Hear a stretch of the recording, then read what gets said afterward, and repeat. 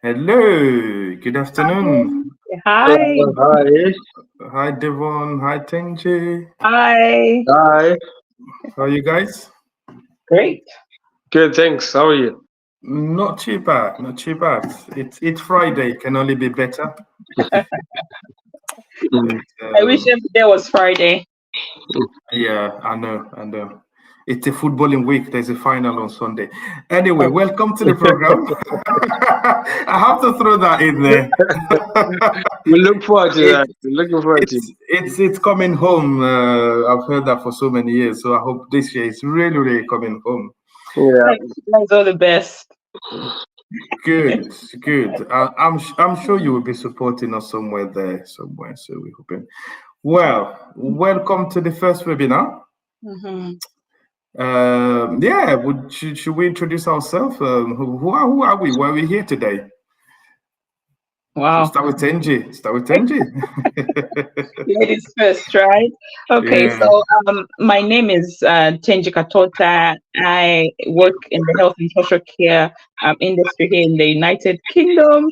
I came all the way from Zambia and I've been Mm. around for about a year and 3 months now. So I feel like I'm a guru. I can take you around.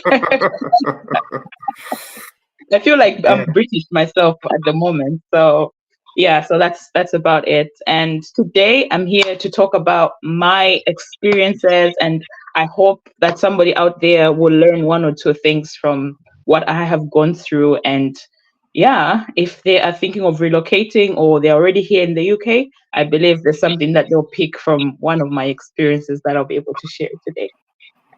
Okay, brilliant. And I'm David Fendino. I work in the humanitarian sector. And I've been in the United Kingdom for donkey years, about 20 years now. I live in Devon, precisely in Plymouth. So yeah, it would be. Really look forward to sharing some of the key bits about my integration experience, and yeah, discussing and talking all about the good things. Mm-hmm. Yeah. Yeah. No, thank you, Tenji and David. My name is Devon Manungo. Tenji and I are in the same industry, in the same sector, doing the same thing, trying to change people's lives the best we can. Mm-hmm. And I've been in the UK as well for just over a month, not a month, a year.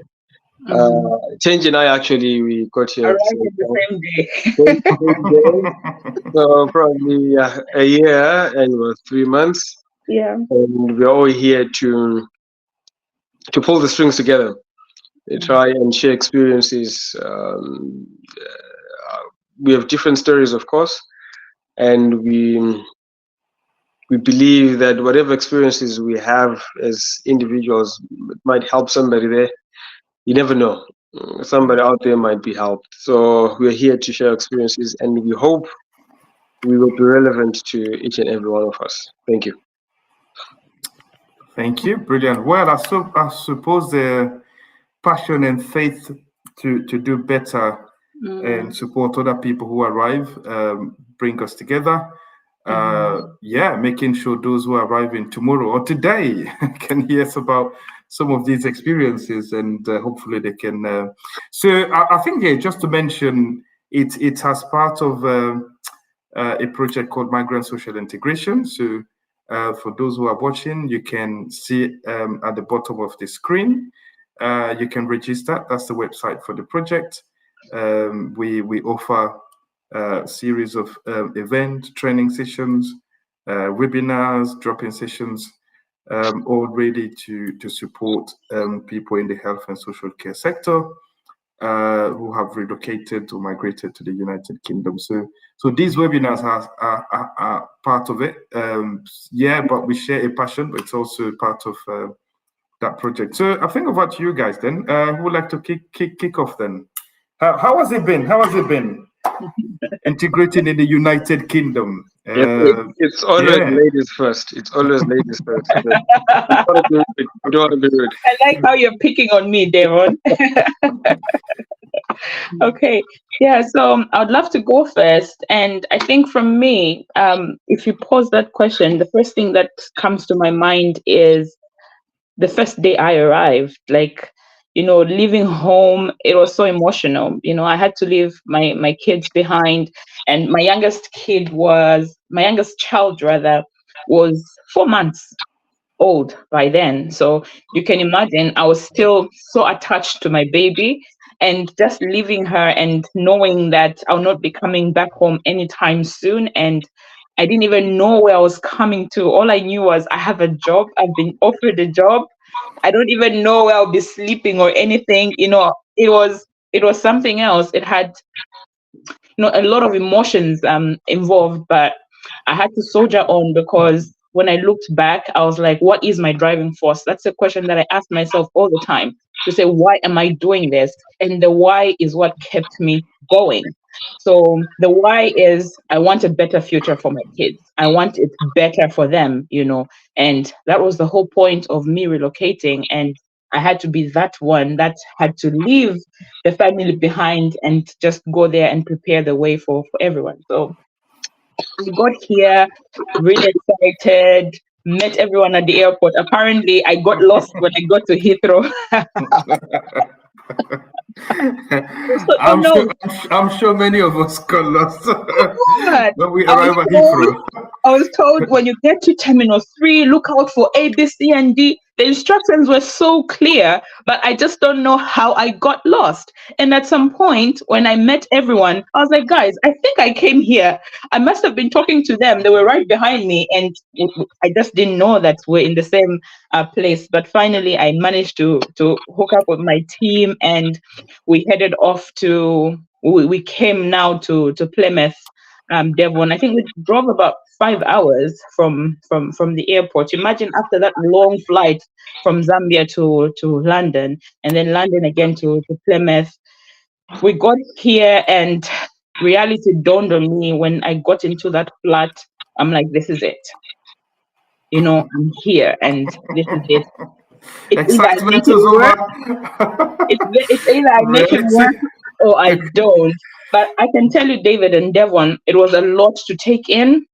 One, the environment was so different, the weather was different, everything was new to me. Like, I had to start familiarizing myself with everything, transport systems.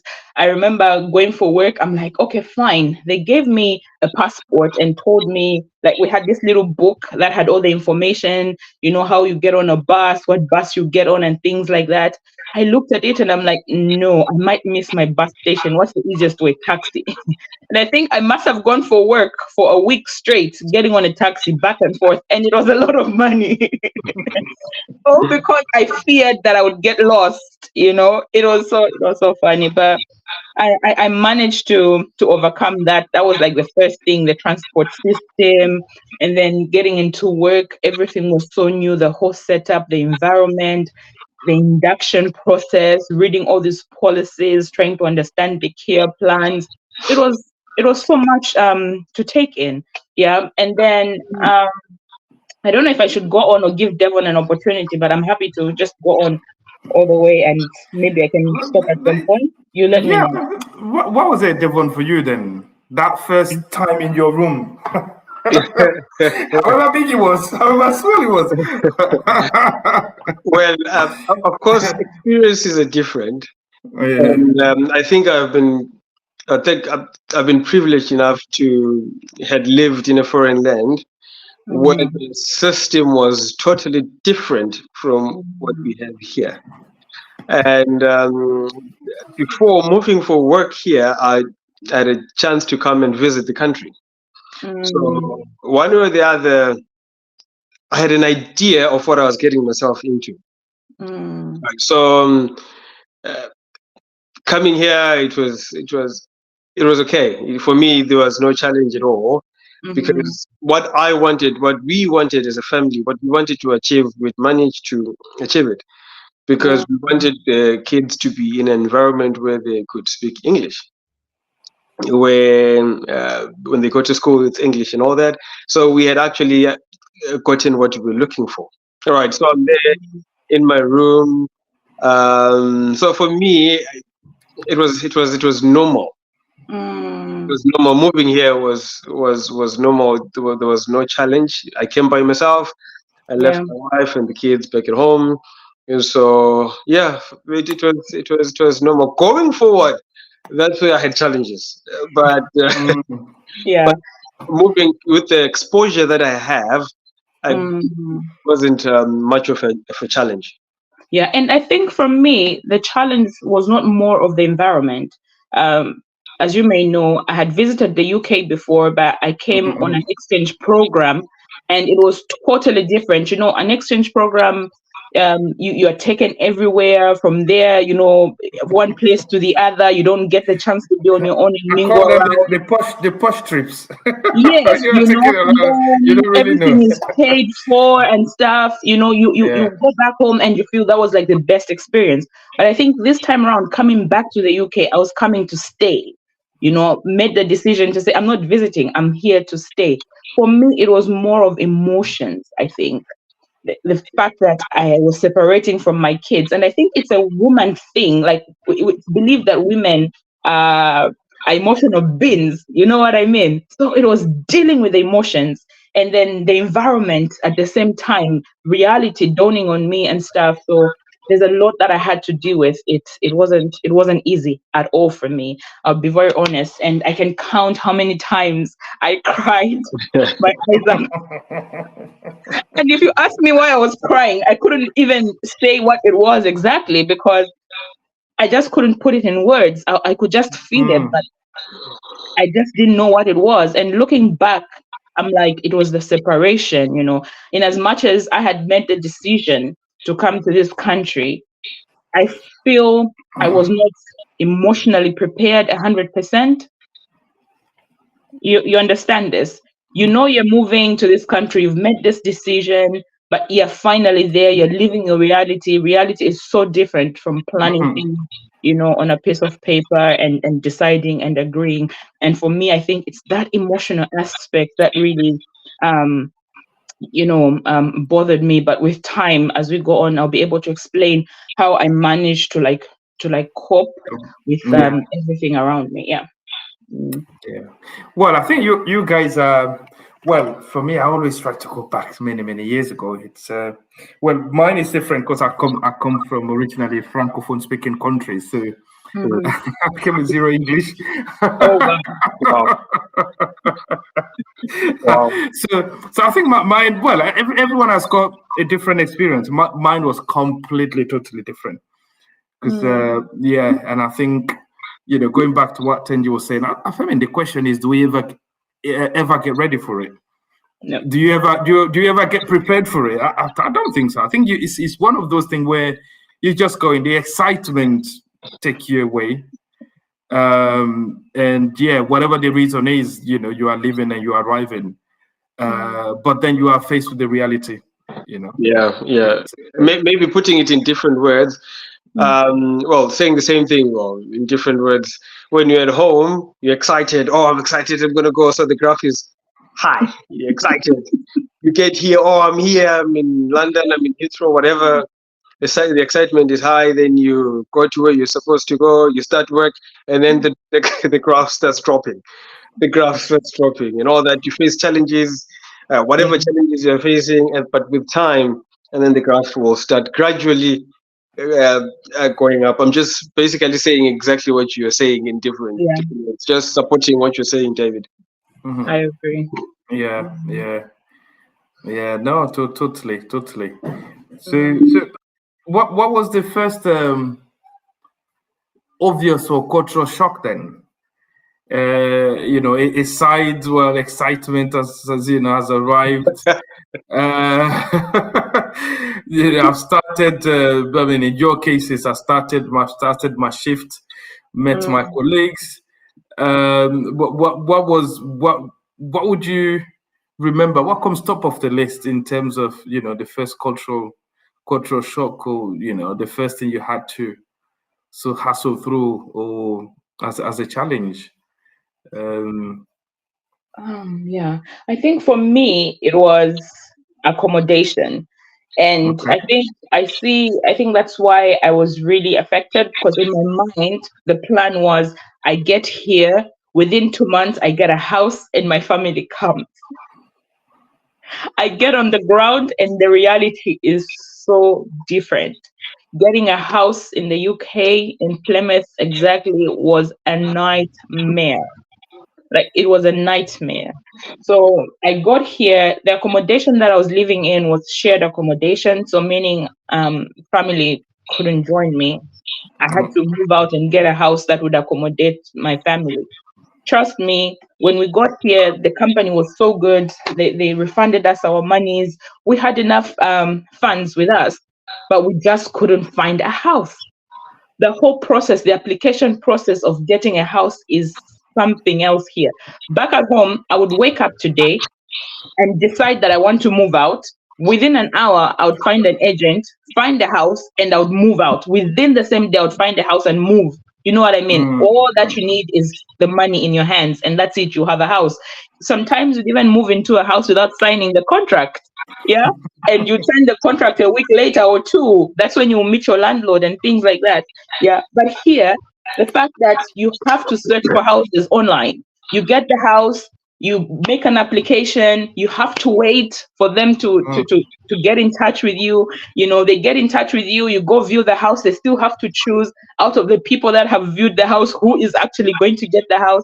And being new in the country, it meant we didn't have a lot of, like history in the country. We didn't have previous addresses and all those things.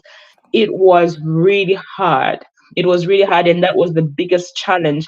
But I'm glad that I managed to overcome that. So in my quest to look for a house, I got in touch with this housing agency that was really, really amazing. I just got there and I sat on that chair. In my heart, I was like, this is my last stop. I am tired, you know. And I found this lady and I told her, you know what? I'm tired. I've been walking. I have been applying for houses. It's been months now. I left a little baby back at home just to come here and work. And the only reason why my family can't join me is because I do not have a house. You need to help me. I started talking to her. I was like, are you a mother? I asked her. That was the first question. Then she was like, yeah. I was like, yeah, please sit down. I think you'll be able to understand me. And I remember after the end of our conversation, we had tears dropping and we're hugging. This is a stranger, like a total stranger, but she was able to relate with whatever it is that I was going through and gave me an opportunity to apply and just prioritized and said, if we have any houses available, we'll make sure you view the houses, and it should be something that's obviously within your budget. The other thing is that, the landlord has to look at how much I'm earning. All that has to do with what sort of house I can rent. When I look at where I'm coming from, if I decide today to get into a house where I'll pay £1,000, that's up to Mm. me. £100, that's up to me. But Yeah. here, they'll look at how much you're getting and they will tell you you're only qualified to pay such and such amount for such a house, and you can't go beyond this. Yeah. And so Mm. I did finally manage to get accommodation. That was like my biggest challenge. And I think the rest, in as much as there were challenges, I think I managed to overcome them here and there. And also trying to just integrate into the community. I was looking for channels, I was looking for places, I was looking for people, like, where can I fit in? What is it that I can do? Where can I go? The country just looked so big, the town was so big for me.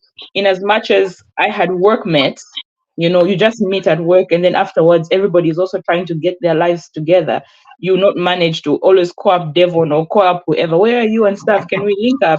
you know it's time that I told myself I need to interact, I need to go out there, meet new people, and for me to understand my environment, I need to meet the people in this place. In So this the place, first yeah. thing I did was get myself a good church.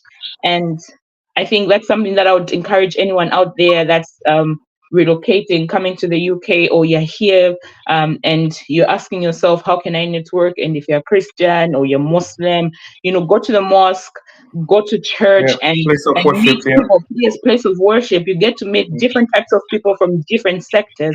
I think it was there where I now started feeling like part and parcel of the community, and I got to learn so much. I got to travel to different places for different activities and meetings, and that actually made me feel part and parcel of this community. So I think, in a nutshell, that is what I would call were some of my challenges. Another shock was the tax. The tax is it TAX? I hope I pronounce it well. Tax. I couldn't believe how high the taxes were, and if I had known this, I think from the time I was home, I would have been prepared mentally to say, this is X amount is going to pay ABCD. The number of bills here, you pay for council tax, you pay for TV license, you pay for is it gas, electricity, blood. The list of bills are endless. It was such a shock to me, and so yeah, I think You're stressing us. You're stressing us about what you I know said. I'm stressing you. I am stressing you, and that's the whole point. But you know what? The beauty about this whole stress is that at the end of the day, I managed to overcome them, and it's just about adapting to the Yeah, environment. You know Yeah. what I mean? And just going with the flow, and just be willing to learn and understand and accept the new environment, and just accept the fact that it's so different from where you're coming from. Yeah. Yeah. I like the statement, the last statement that you Mhm. used, that just accept the fact that it's different from where you're coming from. Yeah. You know, the challenge that we have as people is in our minds already. You create your own country. Yeah. If you hear America, Yeah. if you hear Uganda, if you hear UK, already you have your own Mindset. imagination of Yeah. how the country should be or how the country is. Putting it into context, right? I get here, so my first shock was the infrastructure.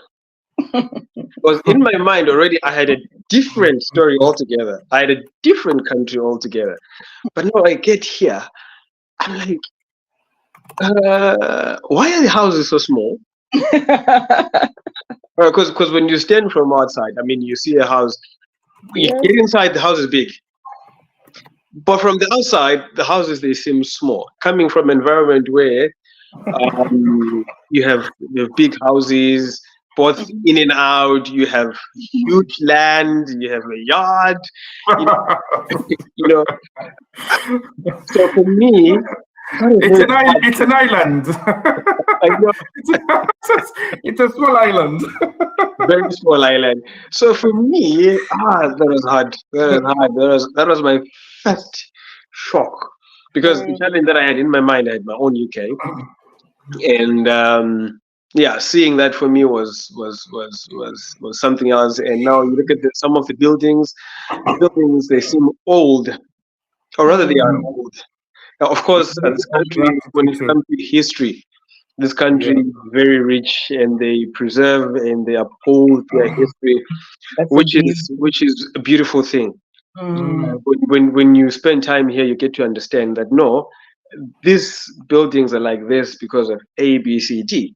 Mm. So, for starters, for me, looking at the environment, looking where I was, looking where I had moved to, that was my first culture shock.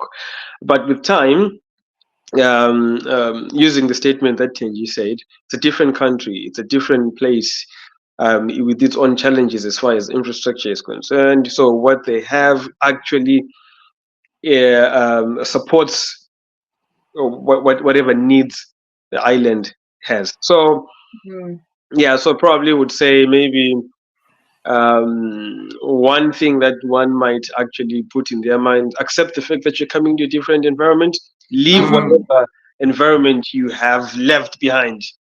Mm-hmm. Come here with an open mind. Yeah. Exactly. One will need an open mind to actually accept what you're seeing before you. The moment you get to Heathrow, if you've been to other airports, it's totally different. It's Yeah. totally different. Yeah. So one needs to have an open mind. I think that will help. That will go a long way in terms of one accepting the first Exactly. challenge that one might actually face when they get here. David, I don't know, like Mm. during the time you were coming to the UK, did you also find like everything is computerized? Like if you ask, how do I pay for water bills? Oh, go to Southwest Water website. How do I my electricity? Oh, go to blah blah blah blah. Everything is pointed to the website, the internet. Was it the same 20 years back? Yeah, well, I think well, internet. Well, I think obviously with Mm-hmm, digital, it gets better and better, and I'm sure back then, not everything was done online. These days, everything is can be paid online. But mm-hmm, certainly, comparing to where I come from, mm-hmm, it was different, obviously. So, and I think the fact that every country has got their own different systems, you have mm-hmm. to adapt. So it's the word adapting and having that positive mindset to learn and be patient and all that. Otherwise, you go crazy. Mm-hmm. Um, and I think it's even better, much better, like I said, for people who don't have any challenges around English and things like that. Yeah. But for those others who even come in to get over that first barrier of language, Mm. it's a completely different ball game. And I think I remember, and I think this always makes people laugh. And it's a real true story. My first few days, Mm-hmm. I was taken around the town where I arrived to see places. And there's a word, the word mortgage. Mm-hmm. Mortgage, What yeah. yeah, when you hear mortgage, what so in the word mortgage, now the word more the first half of mortgage, more. So more in French is la mort, which is death. I so see where this so story is going. so I was going around and I've seen all these signs of in front of houses that's mortgage, like Yeah. sell. And I was like, in my mind, oh God, how many people die on daily basis in this country? Because I had a direct translations in my head, Yeah. mortgage, more death, Oh and God. I linked it Oh God. to mortuary. That was horrendous. What a horrendous experience. Oh, seriously. No, but Oh it's, I God. mean, I've got, tons of examples like that. When you see wording and you kind of, your mindset goes like, okay, it is what so I think you go through that psychologically, dialect wise, that's even before you have the cultural shock. And I think for me, the second thing was the isolation. Oh God. Yeah. It's Yeah. Yeah. and I think obviously that's not just particular specific to the UK. I think it's more or less to do with those who come mainly from the sub-Saharan Africa and Asia and all that, because out there the social life is completely different to here. Mm-hmm. Sticking in your room, being called to come and have tea time and so I think for me that was the second bit outside adapting to language and all that. The isolation that was really really really challenging. I felt So, it as well. I yeah. really felt it. Back at home, when it's a Friday, the first thing you start hearing early in the morning is music. Like this neighbor is playing this music, that neighbor is playing music. By the time it gets to Saturday, like it's noisy everywhere, people are dancing and stuff. And then I come here, it is so quiet. It took me, I think, 2 months or so to actually see who my neighbors were. I would hear voices once in a while, but I never saw these people. I was like, what sort of lifestyle is this? Like, where are people? You know what I mean? Used to, you wake up, you go to the neighbor's house and knock, hello, how are you? How was your night? Greeting is part of our culture, like where I come from. So I would wake up in the morning and look for somebody to greet, and there's nobody. Mm. I'm all alone and stuff. It wasn't easy. But guess what? I am so used to it right now. Like, I just love the comfort of my home and just being indoors. I do go out, yes, I do. But this is to tell you how much I have adjusted. It was so hard at first, but eventually I got to accept and say, look, this is how these people live. They do have time to go out. They go to places. There's so many places you can go out to and have fun around Plymouth. But it's Mm, different from the way it is back at home, where you find all the noise and everywhere near you and stuff. The environment is so different. And with time, I have adapted to that. And I think I'm managing really well. I know if I have to go out and have fun, I know where to go. You know what I mean? So it gets better with time. It does get better with time. I think also it goes back to what you mentioned, Tenji, that create a network system. Yeah. Look for places that you can go to. There are places like, especially here in Plymouth, there are places like Plymouth Hope, where you can actually go and, have people. There are actually people who are always there just waiting to talk to you. Waiting to talk to you. Yeah. Because sometimes you get to a point where you're lonely, you're stressed, you're depressed, you're by yourself, you don't know who to talk to. There are people who are just sitting there I just agree. to listen to you. To listen to you. Yeah, I and I think it's a very good organization that actually helps with that. And also you mentioned the church. If you can find, for those who like going to church, you can go to church. You can create a network system from there. For those who drink, just do something that you like. Go to a bar and buy yourself something. Watch soccer or something. Yeah. The idea is to keep you busy, keep your mind engaged, keep yourself busy. Otherwise, when you stay home, there's a lot that goes on here. Isolation is not good. It's not good. Yeah, it leads to stress. It leads to depression. You see, at the end of the day, people end up going back home. Going back like, home. no, I cannot, because you're trying to adjust to the new environment altogether. So network system is very vital. It's very important. I'm not a fan of Facebook, but Facebook it's amazing when it comes to networking. Find people around you, find what you can do, things like that. So yeah. Going back to, you mentioned Plymouth Hope. Imagine taking advantage of the fact that we're actually on your platform, and I'm not even mentioning you. So Plymouth Hope actually played a very big role in my life personally. I think it was one of the first places that I also interacted with, and just meeting new people, different cultures and stuff. And for me, I don't have a lot of Zambians around me. You'd find that a lot of people are Zimbabweans, South Africans, Nigerians. I feel you guys, your communities are quite large. Like I can count how many Zambians, and I had to make an effort to find out really like where are the Zambians and stuff like that. I think we are a handful in this city, but you can imagine when I first came here, I missed even speaking my own local language with my own people. But coming to Plymouth Hope, I got to make friends, and I knew it was a place where I can go anytime and I would find someone who would be there to orient me, and tell me about the place. If I had any questions, they were always there to answer.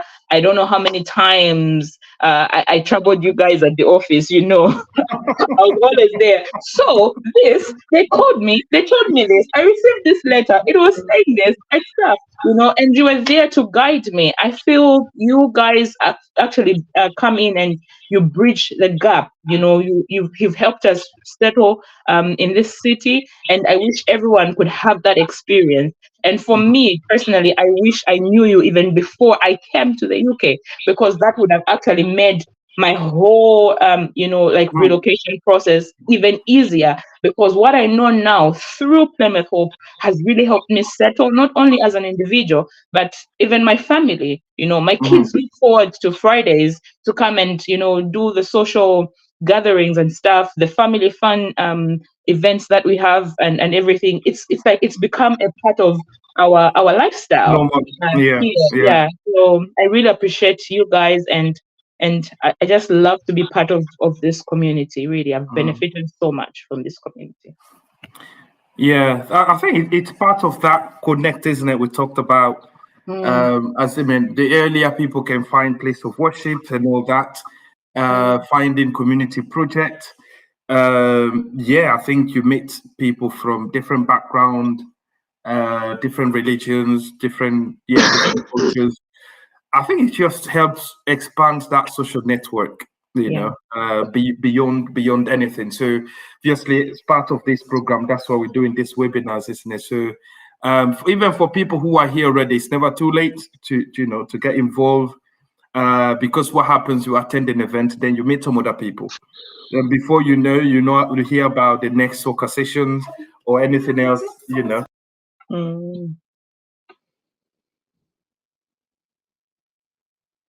Yeah, so yeah, definitely. So what else? How about your workplace then? How was it in the health and social care sector in general? Because I think part of integration, I think for me especially, often we talked about housing, access to healthcare, education.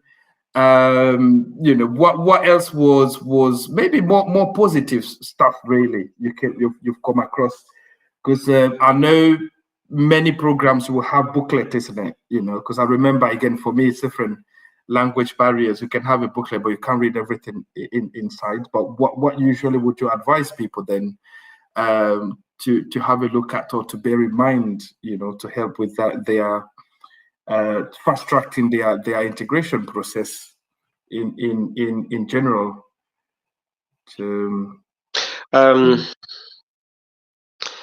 There's a lot before we get to work. There's a lot before we get to work. There's the public service, the transportation system. Okay, we've mentioned accommodation, but I guess we'll come back to it as we move on. You asked about the sector itself. The sector is totally different from what I expected. And because all the umbrella term would be care, all right? So in care you have the different things that people do. You have support. You have there's a lot. So where we work with learning disabilities, and the amazing part about UK is the support.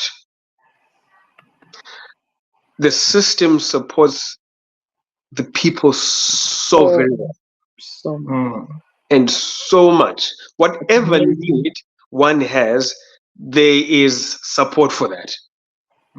I respect tailor-made support. Say that again, please. Tailor-made support. Oh yeah. So well said. What was that, David? I say well said. Yeah. So for me, that's amazing.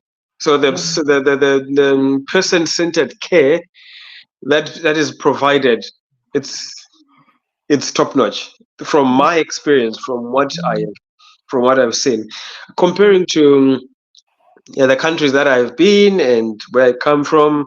There's a very huge gap. And from what we are used to, from the experience back home, people with special needs, they struggle when it comes to getting the support that they need. Then when you come here, it's totally different. So for me, that huge gap meant a lot. And I appreciate the fact that UK supports its people so much when it comes to that environment. Of course, when you get on the ground, now you're working and you are providing the service that you're providing, there are challenges involved there as well. But for starters, the fact that the people are given the support that they need, I respect that, and I appreciate this country for that. Yeah. And just the structures on the ground, the policies, the laws that surround, people with like learning disabilities and stuff, or just care around in a whole, it's just amazing. So answering your question, is there priority when you arrive in a new place? I think priority would be familiarizing yourself with the systems, because I think some of the systems, the instruments, and like just the different stuff that you use in your everyday work is so different from back at home. You know what I mean? You know, in terms of I would say, like, I'll give an example. In maybe care homes, they use things like hoists and stuff. Back at home, those things are not really um common, you know, to use. So you get into a workplace, the first thing that you do is familiarize yourself with everything. Do not pretend like you know things, and do not be scared to say I do not know. There's one thing that I've appreciated, especially in my work environment. You know, they'll never look down on me for saying I do not understand or do not know anything. In fact, they're so Mm, willing to teach me. You know, as long as you're willing to learn, you will learn, you know, and yep. there'll always be somebody to teach you. And I really appreciate the fact that people took time, you know, to also teach us and orient us, and they were aware to say we're receiving new people that are coming from a different culture and stuff. Of course, we had cultural clashes and differences here and there, but I think with time we have managed to like integrate and understand each other. We know to say, if I say this, it means this to this one, and things like that. At the end of the day, I feel we've created our own culture within our place of work because we've blended different cultures, you know. I believe in my home there's like a Zambian touch, a South African touch, a Zimbabwean touch, a British touch, a Nigerian touch. You know, we've gotten to a point where, including the food that we eat in the home, uh, sometimes, you know, we have other people, they're given an opportunity to cook dishes from different countries and stuff, and just hearing the other person appreciating how nice your food is and everything, you know, it just creates that bond and that togetherness. So Mm, ask when you don't understand, learn, take in. Nobody is nobody comes here all prepared and they know everything, including the owners themselves, the British themselves. They also give themselves time to learn when they go to a new place of work. So how about you, who's coming from a whole different setup? You know what I mean? So it's a whole different ball game. For me, there was a mm, lot that I had to learn. The healthcare system, if an emergency happened, what do I do? Do I attend to the person immediately? Do I call 111? Do I call 999? Why should I call 999? Why should I call 111? Why should I call 911? You know, all those things. You know, you have to yeah. sit down and learn simple, simple things, but they actually mean a lot. At the end of the day, you'd even save a life and things like that. So I really appreciate the learning process, and all this has been possible because we are a people that came in and said we are willing to learn. So if you come Yeah. with a mindset of saying I know it all and I don't want to learn and things like that, you will really find it so hard to settle in any new environment. So Yeah. flexibility is also another thing that one has to Mm, put into yeah. consideration. Yeah. Yeah. I think, yeah, adding on to what Devon was saying earlier in terms of the systems, I think this program that brought us together is a perfect example. I think for me personally, having lived, in the UK for so many years, I've been so much impressed in terms of how different organizations have come together to make Mm, sure that international recruits who are arriving are looked after. They are integrated through their support journeys. I think we've got three local authorities have come together: Plymouth City Council, Devon, Torbay. We've got the NHS recruitment team. We've got Live Well Southwest. ADAS, Directors of Health and Social Care. So they've come together, and I think even at the beginning of the program, we've even had different providers within the health and social care sector. mm, And I think the topic was always, how do we make sure we're not just bringing people here to work, but we want to make sure they're okay. We want to make mm, sure they are not isolated. We want to make sure they any challenges, anyone they may come across, like housing, which is normal to anyone who arrives in a new country. So I think it's been really, really impressive. And I think it's quite unique, even for some of us who've been here for so many, many years, to see like so many people coming. And that's all down to the systems. But again, mm, yeah, when you arrive, unless you have access to it, you're ready to adapt, you won't know it. Or, the only thing you'll be seeing is challenges and challenges, but there are things there to help you. And I think the best way is connecting as quickly as possible and reaching out. Even I think in workplaces, asking the question, okay, actually, how do I find a place of worship? You Yeah. know, you know, even if it's not, if you can't see in your handbook, you can ask for it. You can ask. Don't feel like you know, oh, it's totally completely different from what you know I was told. It is gonna be different, but how do you start that process in terms of adapting, adjusting to different things? You know, and I think after that, individually, it takes, everyone has got their own experiences. Some people it takes them 3 months, and then that's it. You know, I think so. Some of us who loved soccer, as soon as we found a local football team, that's it. Yeah, makes life easier. It So makes I life think, easier. You know, it's yeah. yes. So before we end, I just wanted to highlight this also. You know, you've talked about support, David, from all these different, you know, organizations, the council, and uh, you've mentioned the The NHS, council, the NHS. NHS, and all this, and all the other organizations. We really feel it. It's really, it's trickling down. We know that there are bodies up there and structures that care for us. We feel we are appreciated. We know that these people know that we are in their county and we're here to work. And just knowing that, you know, there's a mother body up there that always wants to know about our welfare. Are these people okay? Are they settling in well? You know, they've put up structures to support us all the way up to the bottom. You know what I mean? So for us, it feels like we've come into a city and we have somewhere to run to. You know what I mean? Like we have a mother somewhere up there that cares for us. And I know we've had reports even in our places of work where they've said from the time international recruits came, there's been a huge difference and stuff like that. Some of the challenges they faced, like, you know, running short of staff to cover shifts and stuff. That is history now. It's something that happened Yeah. then. It's been covered and stuff. Just them appreciating us and saying it that way, it actually means a lot to us, and it gives us every reason to push on and do the best that we can, because there are people out there that are watching and that care. You know what I mean? Yeah. Yeah. Yeah. Yeah.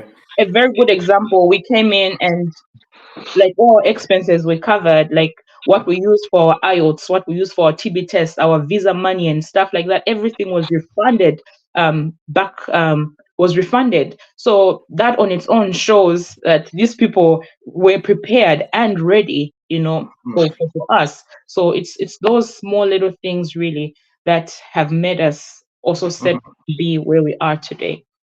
Yeah. Yeah. Mhm. Yeah, yeah, yeah. Also, just a step back, just a step back from what Tenju was saying. And I think you mentioned it as well, David. Get to a work environment. The most important thing is the culture is different. One needs to be open-minded. One needs to learn on their toes as fast as you can, so you Yeah. get the ball rolling. You get on with the game. You Absolutely. don't Yeah. want to be left behind. If you don't know, I like that part.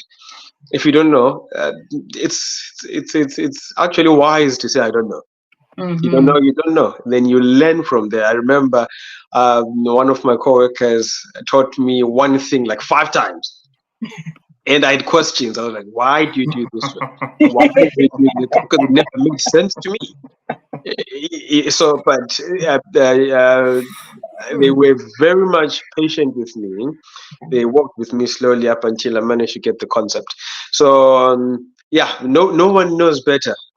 Yeah. We know different. You might know it a different way. It doesn't mean you know better than the next person. No, because we're in this industry. At the end of the day, we are making people's lives better so that people become independent for those we support. Yeah. And yeah, the support that we're getting is amazing. Right from the government itself, the council itself, going down all the way down to the people that we work with. Yeah. Our welfare, I always ask, are you okay? One should not be. One thing that we need to move away from is to be shy to talk. We are from an environment where like, I don't talk, especially when it comes to us men. I mean, men, I don't talk. But we're suffering. Here, we be given an opportunity to sit and just let it out. Yeah. Let it out. So we should not be scared to do that. And the people that we work with, the companies that we work with, they are there to support us. And for sure, they are. Mm-hmm. There are the systems that have been set to help us Mm-hmm. improve our welfare, our well-being, our stresses, and all that. Because we go through a lot. Yeah. Yeah. Go through a lot. So Mhm. yeah, we appreciate the fact that there are systems that are set in place to Yeah. actually help both us and the individuals that we support. Yeah. And Absolutely. also appreciating the fact that the policies here have a voice, they have legs, they have hands, they have eyes. Yeah, So they're not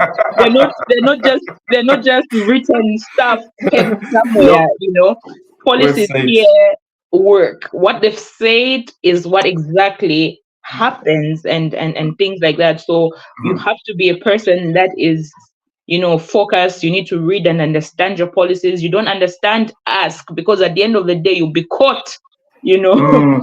One thing, and they will say that, did you read the policy on GDPR? Yeah, and you went ahead and did that, and you'd go like, yes, I read. So it's one thing to read, one thing to understand, and another thing to implement that which you Yeah. have read. So you Learning on the need go. to, yes, so you really need to be on par when it comes to that. Yeah, very, very Absolutely. important, very important. Brilliant, brilliant. I think our time is almost up. I think before we talk about the next webinar, Mhm. I think just to also highlight, obviously, the health and social care sector. I think it's brilliant in terms of when you think about the crisis we are going through, for organizations to come together and make sure that some of the gaps in employment are covered. But we do also have people who take advantage of it. But the good thing is, even the crisis around the COS, you know, people are paying so much money.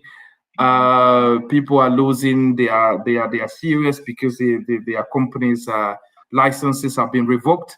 So I think this group, you know, through ADAS, they put together a really useful resource that guides people exactly if you've lost your COS, or even if you want to find another provider.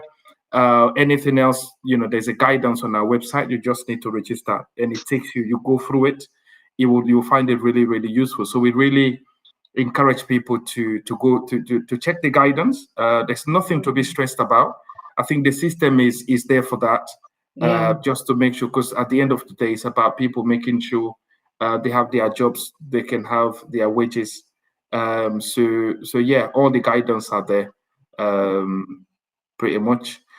yeah. So Adding on that before you go on, sorry for cutting you off. This is yeah, free.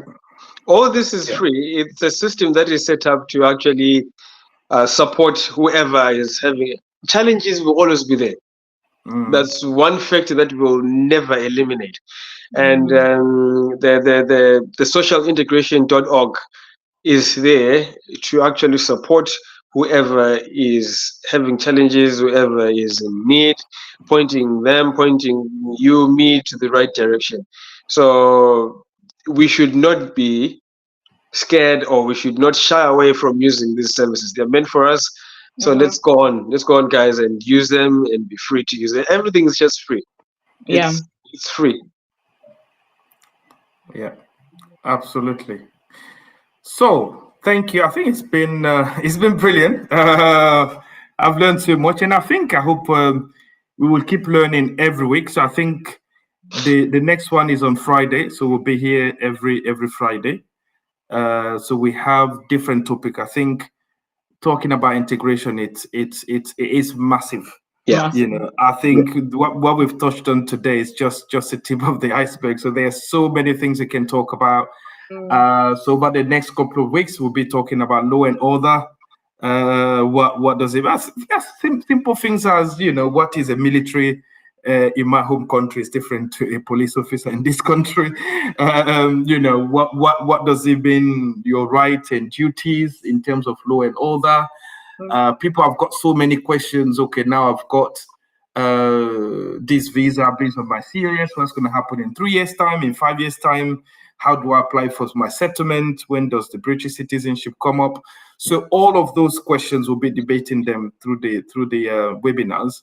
But also, I think what is really, really important for people to know is that when people join live, they can ask questions. It can be totally anonymous. You don't need to show your name or anything like that. You can just join the live sessions, put your questions in the chat box, and I think hopefully with our expertise together, we should be able to answer all of the questions. And we'll also be bringing different guests to these webinars to talk about the different topics. So yeah, maybe a few last word from you guys before we finish for today. Yeah, so I think my last words are, we are there for you. You have a strong support system. It doesn't matter what country you're from, as long as you're here in the United Kingdom, in Devon County to be in particular, just know there's a powerful support system there for you. All you need to do is just reach out to us. We're a phone call away, a text away, just you checking out our website and registering. That's all you need to be part and parcel of this support system. So like Devon said, don't shy away, reach out and we'll be there for you. Yeah. In other words, we are saying take advantage of us. Yes. Yes, that's right. Yeah. So yeah, well, I don't have much to say. Tenji has said it all. Thank you. Thank you. Brilliant. Right. Thank you, guys. We'll leave it there for this week. Until next week again, we'll bring another very interesting topic. So thank you for today, and well, good luck on Sunday. I'm sure you guys are now England supporters. It's part of the integration. It is what it is. It is what it is. Yeah, It is coming home. We belong here. We are here. Our life is here. cheering. Brilliant. Thank you, guys. Thank you so much. Brilliant. Bye. Thank you. Cheers. Bye. Bye.